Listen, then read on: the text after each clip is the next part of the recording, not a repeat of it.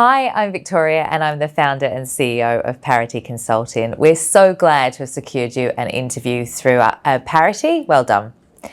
So Parity was created on the foundation that there is true parity and equality between our candidates and our clients. Therefore, we put an equal amount of time into a client briefing as we do into a candidate interview process and preparation. So the interview process can throw off even the most seasoned professionals. So my team and I are here to talk you through the best way to prepare for an interview, whether you're just starting out your career or going for an executive level role. Ensuring that you're prepared as you can be, and we can work together in partnership to secure your next role. You will now see my awesome team sharing their many years of experience.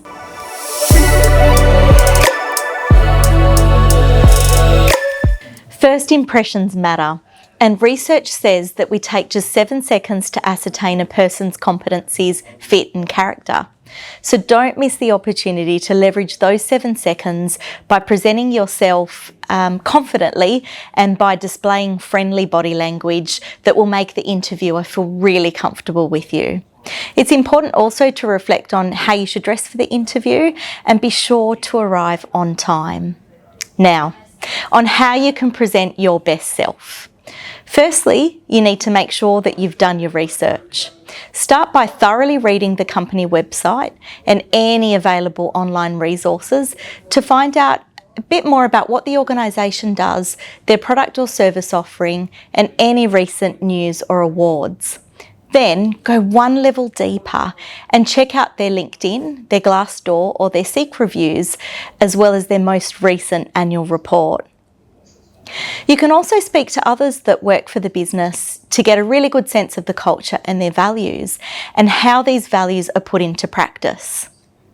Understanding the key strategic pillars and priorities is also key. And you can do this by finding connections you may have on LinkedIn and then reaching out to people that you've got a shared connection with. And you can send them a message or take them for a coffee to gather some of the inside facts that will really help you.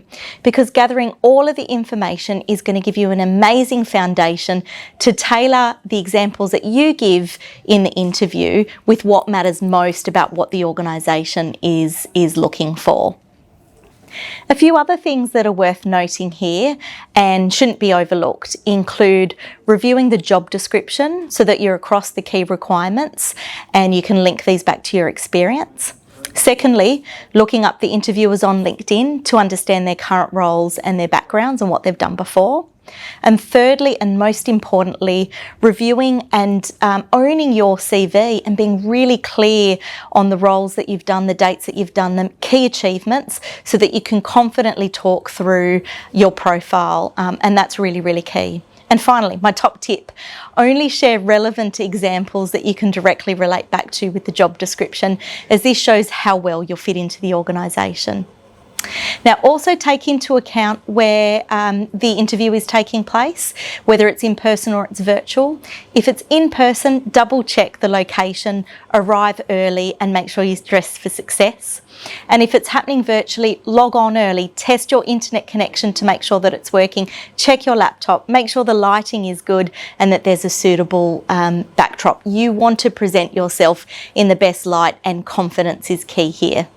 Now, our website also offers a wealth of information for you to access, including industry content from our consultants, and we also include our annual salary guide and market insights in there, and best ways to maximise your LinkedIn profile, as well as negotiate salary when the time comes. So if you're curious about the questions that you're most likely going to be asked, my colleague Nick has nailed this, and he's got some great examples that you can utilise.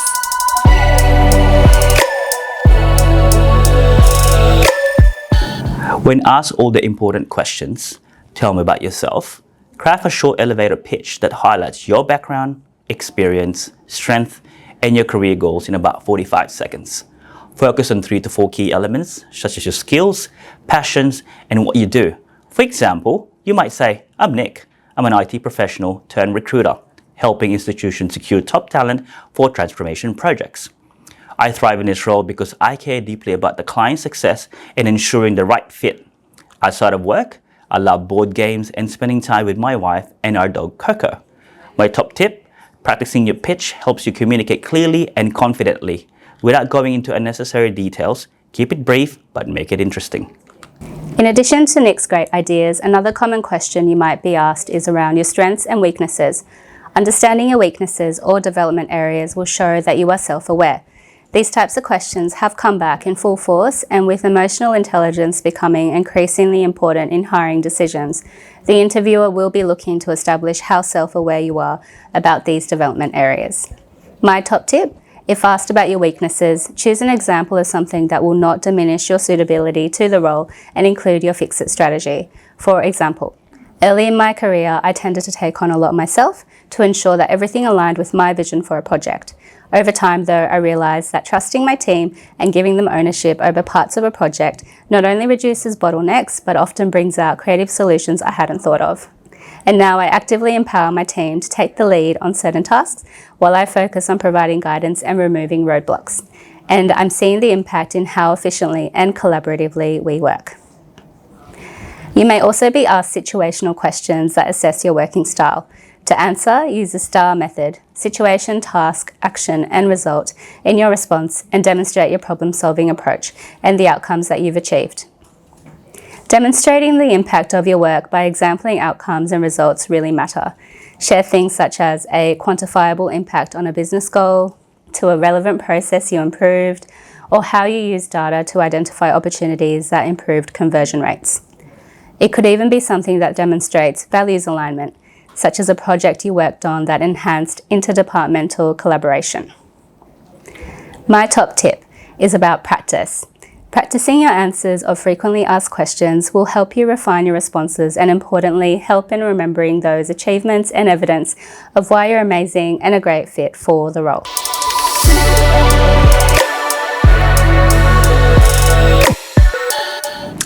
As much as this is your next potential employer interviewing you, we like to remind candidates that you'll be interviewing them at the same time.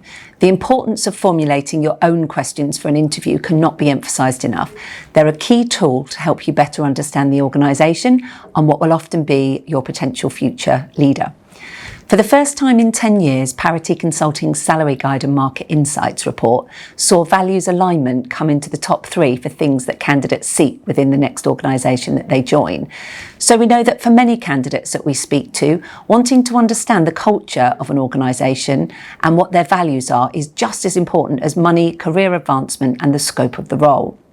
But what type of questions can you ask to find out a bit more about the culture of an organisation, aside from the obvious, how can you describe the culture of the business? You could ask questions around what the most recent employee engagement scores showed, what they do to actively engage employees and foster an inclusive environment. What are some of the common attributes of their top performers?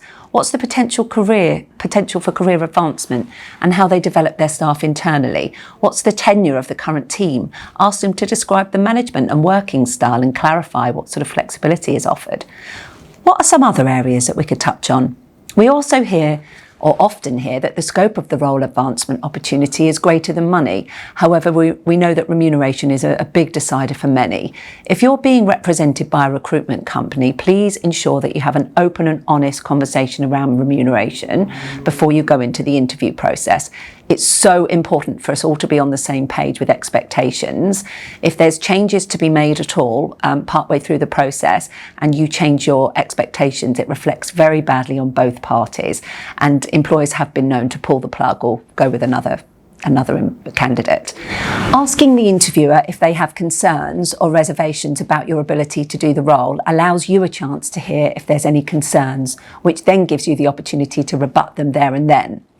Equally, do you have concerns about the organisation that you would like clarity around? Perhaps you saw some bad reviews on Glassdoor. If you aren't comfortable asking these questions yourself, you should ask your specialist recruitment consultant and get their views. It's always a good idea to speak to your network or those you may know in the company to get their views.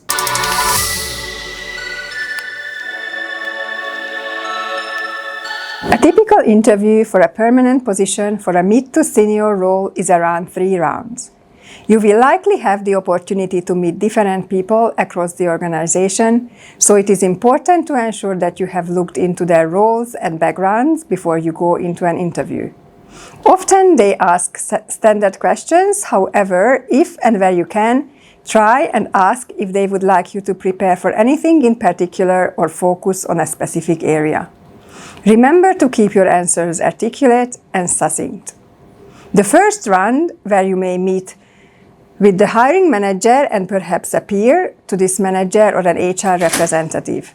In this round, you will have the opportunity to use your elevator speech, talk through your experience and CV, and potentially answer any behavioral or situational questions they might have before you get the chance to ask your own questions. The second round will usually consist of the hiring manager's direct manager and or a key stakeholder within the business. Depending on the role and seniority of the position, it is here that you may be asked some more strategic questions or assessed on specific skill sets such as leadership and commerciality. The third round can see you either meeting with some more stakeholders, team members, or potentially going through a case study or assessment. We are seeing an increase in organizations including assessments and testing to determine strengths and development areas, as well as case studies to assess an individual's skills across relevant areas such as communications, marketing plans, data analysis, and insights. In cases such as for a daily rate contract, we often see one round before an offer is made, and the candidate starts almost immediately to jump into a business-critical project.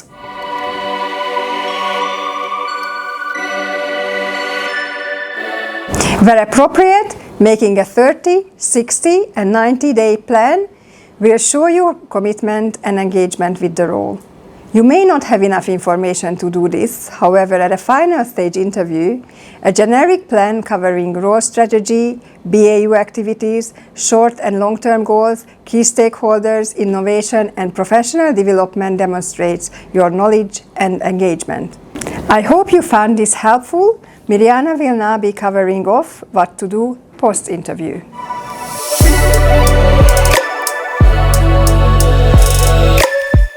After your interview, call your consultant and give them detailed feedback about your interview and what your thoughts are. As we are acting as an extension of you and representing you to our clients, we like to be as transparent as possible throughout the process with both parties. This includes having a thorough understanding of where you are at with your job search to date, salary expectations, reservations, any possible counter offers, as well as us sharing any further information about the client, team, and role as much as we can. At this point, we will start to get you thinking about potential references. We like to suggest 2 direct managers who you reported into in the last 5 years who would be able to articulate what your role and responsibilities were, what your strengths are, and your working style. Good luck, and we look forward to supporting you in any way we can.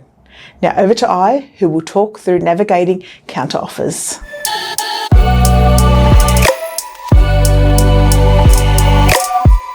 So you've got the role, congratulations, but your current organisation wants to counter offer you. What do?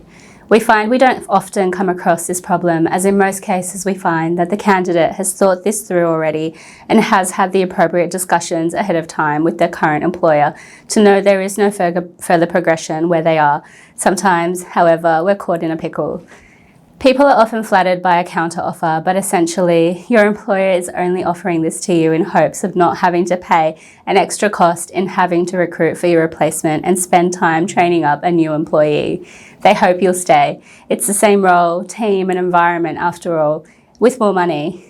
And as humans, we're often creatures of habit, but research shows that 80% of candidates who take counter offers will be back on the market in 6 months' time, looking for another external opportunity, and we've seen this play out firsthand. What we ensure to do is to get to the bottom of understanding why you were looking externally in the first place. Was it a culture or values misalignment, lack of progression or role remit, lack of recognition, bad management, instability due to frequent restructures? If you find yourself in this situation, have a good think about what made you start looking for a new opportunity and talk to your specialist recruitment consultant who would be able to give you a transparent view on the pros and the cons as well as the broader market right now and any extra intel they might be able to share. Timing is everything, and another opportunity like this may not come around for some time.